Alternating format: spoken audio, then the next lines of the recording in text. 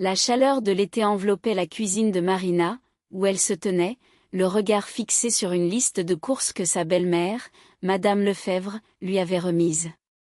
23 articles, tous plus coûteux les uns que les autres, caviar rouge, saumon, parmesan, jambon. En bas de la liste, une note ajoutée à la main, « Tu achèteras tout, ma chérie. Ma pension est trop petite, et les vacances, c'est sacré. » Les vacances. 14 jours à Nice, dans un appartement qu'Igor, le mari de Marina, avait réservé. En réalité, c'était elle qui avait réglé la location avec sa carte, car Igor traversait une période difficile au travail, une situation qui durait depuis déjà 8 mois. « Tu sais bien, maman fait tant pour nous », avait-il dit un soir, alors que Marina lui montrait la liste. Elle s'occupera des enfants, préparera du borscht. Marina se tut. Il n'avait pas d'enfant. Le borscht que sa belle-mère préparait n'était servi qu'une fois tous les 6 mois, dans une grande casserole qu'elle apportait, attendant des remerciements pendant une semaine. Mais Madame Lefebvre avait les clés de leur appartement et n'hésitait pas à s'y introduire à sa guise, fouillant le réfrigérateur, fouillant dans les placards, feuilletant les documents sur la table. Maman a toujours rêvé d'aller à la mer, poursuivit Igor. Tu ne peux pas lui refuser ça. Il aurait pu lui dire non, il aurait pu lui expliquer que leurs vacances étaient destinées à être un moment à deux. Mais Igor ne savait que hocher la tête, que ce soit à sa mère, à son patron, ou même aux voisins qui demandaient du sel à 3 heures du matin. Marina s'était mariée avec un autre homme, celui qui, à l'université, lui lisait des poèmes de Brodsky et lui disait qu'elle était la seule à le comprendre. Maintenant, il allumait la télévision dès qu'ils avaient fini de dîner et s'endormait à 9 heures du soir. Marina travaillait comme responsable dans une entreprise de construction. Son salaire était de 48 000 €. 20 000 partaient pour les factures et la nourriture. 10 000 étaient mis de côté pour les vacances, le reste pour les vêtements, les médicaments et les imprévus. Igor, quant à lui, gagnait 32 000 € et pensait que c'était suffisant pour ne rien faire à la maison. Pour lui, le travail masculin consistait à gagner de l'argent, et le travail féminin, à s'occuper de tout le reste. La liste de courses coûtait 8 000 €. Marina avait fait le tour de 3 supermarchés, choisissant les produits les moins chers. Elle avait remplacé le jambon par une charcuterie moins coûteuse et le caviar rouge par du hareng. En rentrant chez elle avec les sacs, Madame Lefebvre avait décidé de faire une inspection dans l'entrée. « Qu'est-ce que c'est que ça ?» s'était-elle exclamée, levant un pot de hareng comme une preuve accablante. « Du caviar ? Je t'avais demandé du rouge. » Madame Lefebvre, le caviar rouge coûte 2 300 € le pot. « Et alors, tu économises sur ta belle-mère ?» Igor se tenait à côté, observant ses chaussettes de basket avec une attention démesurée. Marina attendait qu'il dise quelque chose. Mais il restait silencieux. « Demain, tu achèteras le bon », avait tranché sa belle-mère. « Échange le fromage. Ce n'est pas du parmesan. » Marina, résignée, avait acheté ce qu'elle devait, retirant ses derniers euros de sa carte.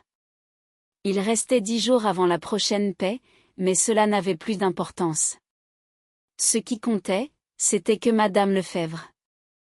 Marina avait passé la soirée à préparer son départ, mais elle ne pouvait pas s'empêcher de penser à la liste que sa belle-mère, Madame Lefebvre, lui avait remise juste avant leur départ.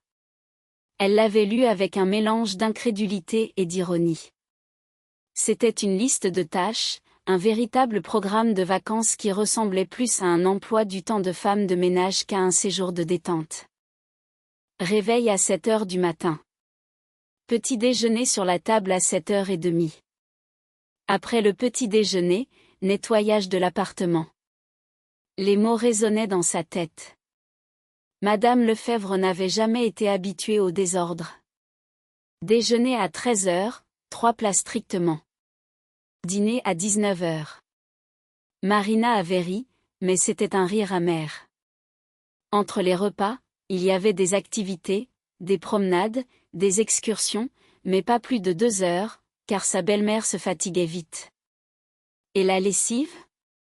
À la main, car le linge se dégrade dans la machine. C'est des vacances où je deviens votre femme de ménage, avait-elle osé demander, l'ironie dans la voix. Tu es ma belle-fille, avait répondu madame Lefèvre avec une assurance déconcertante. C'est ton devoir. Maman, ne commence pas, avait murmuré Igor, le mari de Marina. Je ne commence pas, je termine, avait-elle rétorqué. J'ai élevé mon fils, je l'ai éduqué, je l'ai mis sur pied. J'ai le droit de me reposer. Marina avait jeté un coup d'œil à Igor, mais il avait détourné le regard, visiblement mal à l'aise. La nuit précédant leur départ, Marina avait eu du mal à trouver le sommeil. Elle comptait les heures en fixant le plafond, réalisant qu'elle allait devoir préparer 42 repas en 14 jours, sans compter le ménage, la lessive et les promenades où sa belle-mère raconterait à ses voisines à quel point sa famille était formidable. Le matin du départ, ils étaient tous les trois partis pour la gare. Igor traînait 2 valises, la sienne et celle de sa mère. Marina, quant à elle, n'avait qu'un petit sac à dos. Madame Lefèvre, en revanche, avait rempli sa valise de tout un tas de choses, y compris un fer à repasser, un sèche-cheveux et 3 paires de chaussures pour chaque occasion. À la gare, il restait 20 minutes avant le départ. Igor s'était éloigné pour chercher le bon wagon, tandis que madame Lefèvre s'installait sur un banc, feuilletant un magazine avec une nonchalance qui la caractérisait. Marina, va chercher de l'eau, avait-elle ordonné. Et des petits pains, s'il y en a des frais. Marina s'était dirigée vers le kiosque, attendant dans la file tout en regardant l'affichage des départs. 15 minutes, puis 10. Elle avait acheté une bouteille d'eau et 2 petits pains. En revenant, elle avait remarqué que madame Lefèvre était déjà debout, prête à monter dans le wagon. Igor s'affairait avec les valises. Plus vite, on va rater le train, avait crié sa belle-mère, impatiente. Marina avançait lentement, très lentement, comme si chaque pas était une petite rébellion. Igor avait aidé sa mère à monter dans le wagon, puis il s'était retourné. Marina, qu'est-ce que tu fais? 3 minutes avant le départ, avait-elle murmuré. Elle était restée sur le quai, immobile. Igor avait tendu la main depuis le compartiment. Maman, dépêche-toi, avait hurlé madame Lefèvre, son visage affichant une expression de mécontentement. 2 minutes. Marie, viens ici, avait insisté Igor, tentant de sourire, mais la tension était palpable. Je ne plaisante pas, avait dit Marina d'une voix basse, mais il l'avait entendue. 1 minute, qu'est-ce que tu fais? Passe de bonnes vacances, avait-il tenté de plaisanter, mais le ton était devenu sérieux. Le sifflet du train avait retenti, et le train avait commencé à se mouvoir. Igor était resté dans le couloir, la bouche ouverte, tandis que madame Lefèvre criait quelque chose, mais Marina ne l'entendait pas. Les wagons défilaient, prenant de la vitesse. Marina observait le train s'éloigner, le dernier wagon disparaissant à l'horizon, le quai se vidant peu à peu de son monde. Puis, elle s'était retournée et avait commencé à marcher vers la sortie. 10 minutes plus tard, Igor avait tenté de l'appeler. Elle n'avait pas répondu. Il avait réessayé, encore et encore. Au 5e appel, elle avait finalement décroché. « Tu es folle, Marina? Comment on va faire sans toi? » Très bien, avait-elle répondu, le ton détaché. Madame Lefèvre va t'aider. Je n'ai pas d'argent. Tout est sur ta carte. Exactement, Igor, ce n'est pas drôle. On n'a même pas assez pour un taxi. Ta mère va trouver une solution, avait-elle dit, avec une certaine froideur. Elle a sa pension, donc elle pourra vivre pendant 14 jours. Madame Lefèvre avait pris la parole, mais Marina ne l'écoutait plus. Elle avait déjà tourné la page de ce chapitre de sa vie. Marina, après avoir raccroché avec Igor, se retrouva seule dans son appartement à Lyon. Elle se déshabilla lentement, puis s'étendit sur le canapé, épuisée par les événements récents. Elle s'endormit presque instantanément, sombrant dans un sommeil profond qui dura 4 heures. Les vibrations de son téléphone la réveillèrent, et elle réalisa que des appels incessants de son mari l'avaient tirée de son sommeil. « Nous sommes arrivés, il n'y a pas d'argent du tout. Maman pleure. Tu comprends ce que tu fais ? » La voix d'Igor résonnait dans sa tête, mais elle ne ressentait qu'un vide.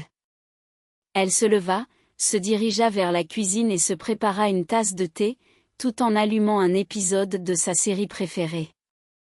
Le téléphone continuait de vibrer, mais elle choisit de couper le son, ne souhaitant pas être dérangée. Le soir venu, un message d'Igor apparut sur son écran. « Maman a emprunté 3000 € à une voisine de compartiment. Il faut les rendre demain.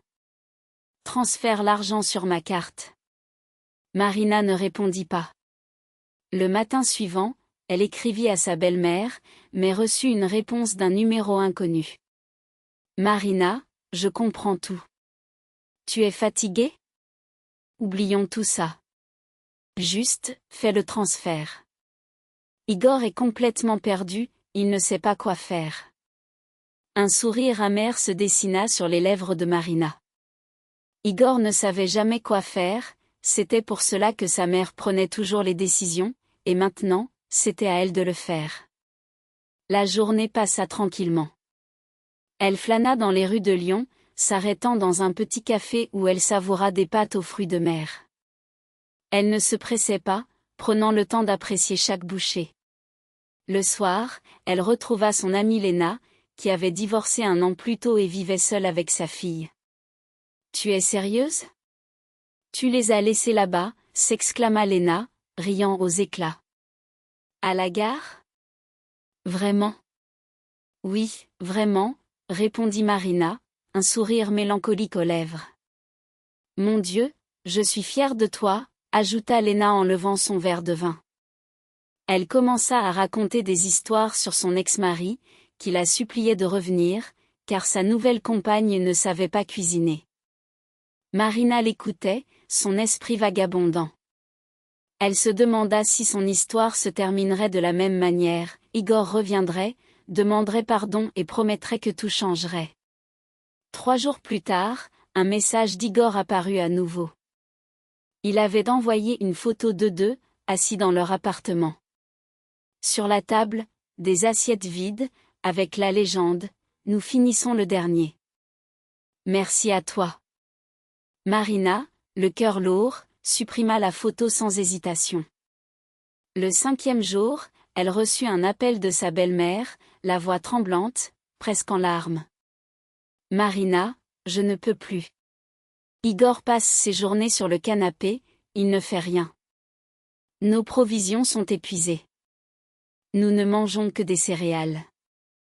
J'ai des problèmes de tension, mes médicaments sont épuisés. Il y a des pharmacies à Lyon, murmura Marina, mais elle savait que ce n'était pas la réponse qu'elle voulait donner. L'argent est épuisé. Vous deviez profiter de vos vacances. Je suis désolée, j'ai tort, répondit sa belle-mère, sa voix s'élevant. Je comprends tout. Mais rends-moi l'argent. Je ne l'ai pas pris. Comment ça, tu ne l'as pas pris ? C'est sur ta carte. Mon argent est sur ma carte, mais nous sommes une famille. Dans une famille, nous sommes tous égaux.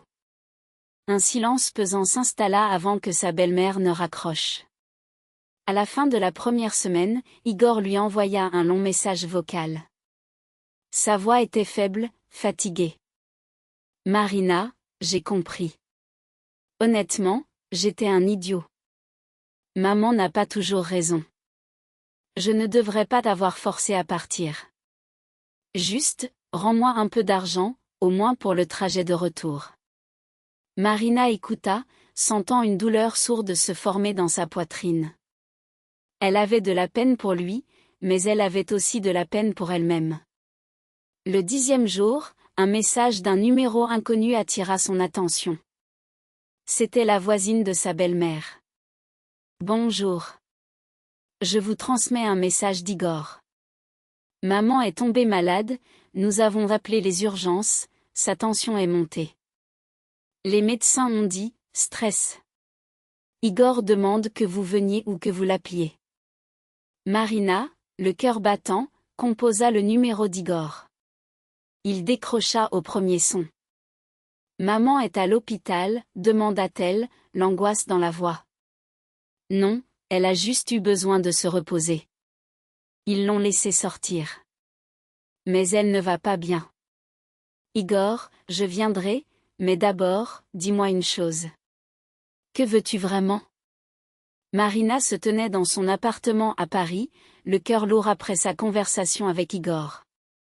Elle avait raccroché, la voix de son mari résonnant encore dans sa tête. Maman a demandé que tu l'appelles, avait-il dit, comme s'il n'y avait pas d'autre choix. La tension dans sa voix était palpable, et elle avait compris que la situation était plus compliquée qu'elle ne l'aurait souhaité. Le 13e jour de son voyage, un message d'Igor apparut sur son téléphone. Nous revenons plus tôt. Nous avons pris des billets pour aujourd'hui. J'ai emprunté de l'argent à maman. Elle soupira en lisant ces mots, se rappelant que la pension de sa belle-mère était minuscule. Pourtant, elle avait toujours réussi à trouver de l'argent pour des choses superflues, comme une nouvelle fourrure ou des vacances.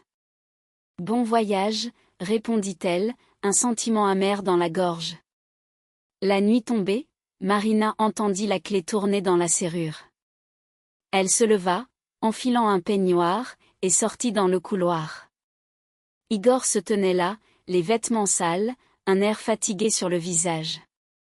À côté de lui, sa belle-mère, Ludmila, était assise sur un tabouret, le visage pâle et fatigué. « Comment s'est passé le voyage ?» demanda Marina, essayant de briser le silence pesant.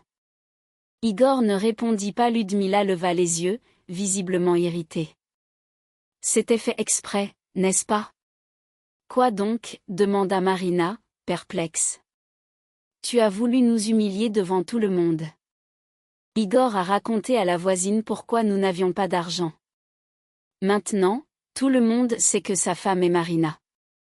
Marina éclata de rire, un rire sincère qui surprit même Igor. Ludmila, vous vouliez que je sois votre servante pendant 14 jours, à mes frais, pendant mes vacances. Je voulais juste un peu d'attention. Toi, tu voulais du pouvoir, rétorqua Ludmila, la colère montant en elle. À ce moment-là, Ludmila se leva brusquement, mais un vertige la fit se rasseoir. Igor s'approcha d'elle, l'aidant à se stabiliser. « Maman, viens, tu devrais te reposer. » Il l'accompagna à la cuisine, l'asseyant sur une chaise. Marina, restée dans le couloir, les observa. Igor s'affairait, remplissant un verre d'eau et sortant des médicaments. Elle se sentit soudainement seule, comme si elle était une intruse dans leur monde. Igor, l'appela-t-elle. Il sortit de la cuisine, fermant la porte derrière lui. « Qu'est-ce qu'il y a ? » « Je ne veux pas d'excuses. Je ne veux pas de promesses que tout va changer. Ça ne changera pas. Marina, je veux que tu choisisses. » « Que choisis-tu ? Moi ou maman ? » Il y eut un long silence. Igor baissa la tête, visiblement accablé. « C'est injuste. » « Injuste ? Injuste de m'avoir forcé à venir ici. Je ne t'ai pas forcé. Tu n'as pas défendu notre couple. » Elle le regarda, son cœur se serrant. « Elle est ma mère, et je suis ta femme. Qui est le plus important pour toi ? » Il ne répondit pas. Marina se dirigea vers la chambre, ouvrit son armoire et commença à ranger ses affaires dans un sac. « Que fais-tu ? demanda Igor, la suivant. « Je m'en vais. »« Où ça ? » ?»« Je vais chez une amie. Ensuite, je louerai un appartement. » Marina, arrête, ce n'est pas drôle. Elle se retourna, son regard déterminé. « Je ne rigole pas. Tu viens de dire que ta mère est plus importante. Je n'ai jamais dit ça. Tu sais que je t'aime. » Il se tenait là, perdu, impuissant. Marina pouvait voir qu'il était sur le point de pleurer, mais cela ne l'arrêta pas. Je suis fatiguée d'être la seconde. Je ne veux pas me battre pour ton amour avec ta mère. Ça fait mal. Marina, quand tu auras pris ta décision, appelle-moi. Elle prit son sac, le dépassa, traversa la cuisine où Ludmila était assise, et sortit de l'appartement. Le lendemain, Igor l'appela, mais elle ne répondit pas. Il lui envoya des messages, mais elle ne réagit pas. Une semaine plus tard, il se présenta chez une amie de Marina. Quand elle ouvrit la porte, il dit d'une voix hésitante, « Je veux parler. » « Vas-y, je t'écoute. » Maman est partie. Chez elle. J'ai dit qu'il fallait qu'on vive séparément. Elle a pris ça comme une trahison. Marina resta silencieuse, son cœur se serrant à l'idée de ce conflit familial qui semblait sans fin. Marina se tenait devant la porte de son appartement, les clés dans la main. Igor, son mari, avait insisté pour qu'elle prenne ses clés, lui demandant de ne plus venir sans prévenir. Elle avait acquiescé, mais pas sans une certaine réticence. Ce n'était pas une décision facile, mais c'était un début. Igor avait l'air fatigué, vieillissant même, après ces jours de tension. Elle pouvait voir qu'il voulait vraiment qu'elle revienne. Mais la question qui la hantait était, le voulait-elle vraiment ? Donne-moi du temps, avait-elle dit, avant de le voir acquiescer et s'éloigner. Un mois plus tard, ils se retrouvèrent dans un café à Lyon. L'atmosphère était chaleureuse, les arômes de café et de pâtisserie flottaient dans l'air. Igor lui racontait comment il s'était habitué à vivre seul, comment il avait appris à préparer des plats simples comme des pâtes. Sa mère l'appelait tous les jours, s'inquiétant de savoir si Marina était revenue. « Maman veut que je sois présent à son anniversaire, annonça-t-il, un peu hésitant. « Tu viendras ?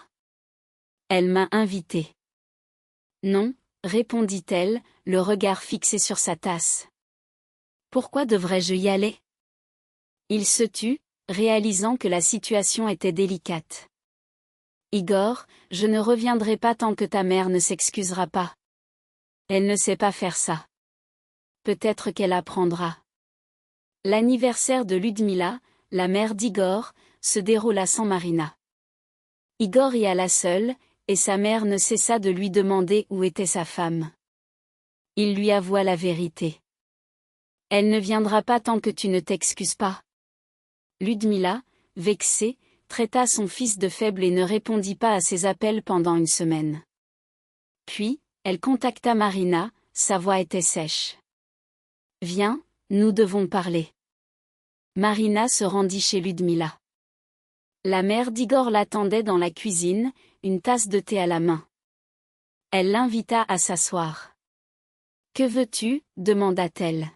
« Du respect, » répondit Marina, le regard ferme. « Je te respecte, mais vous m'avez dressé une liste de tâches à accomplir pendant mes vacances. » Ludmila grimaça. « Je voulais juste un peu d'ordre. » « Non, vous vouliez une servante. »« Je suis désolée, vraiment. » Ludmila frappa la tasse sur la table. « Combien de fois devrais-je m'excuser ? J'ai reconnu que j'avais tort. Que veux-tu d'autre ? Que cela ne se reproduise plus. Que vous ne vous mêliez pas de notre vie. Je ne le ferai plus. Et que vous ne veniez pas sans prévenir. » Ludmila prit une profonde inspiration. « D'accord. » Marina se leva. « Alors, c'est convenu. » Elle quitta la maison sans dire au revoir. Un mois plus tard, Marina retourna chez elle. Igor l'accueillit avec des fleurs, l'appartement était propre et un dîner l'attendait sur la table. Il avait vraiment fait des efforts. Ludmila appelait une fois par semaine, se rendant chez eux le week-end, mais seulement après un appel. Elle ne fouillait plus dans le réfrigérateur ni dans les placards. Pour le nouvel an, elle offrit à Marina une écharpe de bonne qualité en disant « Prends-la, elle est presque sans poison. » L'été suivant, Igor proposa de partir à la mer. « Et ma mère ?» demanda-t-il prudemment. qu'elle parte avec sa copine. Ludmila fut vexée, mais pas pour longtemps. Elle trouva une voisine avec qui partir à Nice. Marina et Igor se retrouvèrent sur la plage d'Anapa. « Merci pourquoi ?» demanda-t-il soudain. « Pour ne pas être parti pour de bon. » Elle garda le silence, il prit sa main. Marina le regarda, bronzé et détendu, presque comme à l'université. « Je suis sérieux, dit-il. Tu m'as sauvé. » Marina sourit. « Je t'ai laissé à la gare. Tu m'as réveillé. » Elle détourna le regard vers la mer. Les vagues s'écrasaient doucement sur le rivage. Les gens autour d'eux riaient et profitaient de la vie.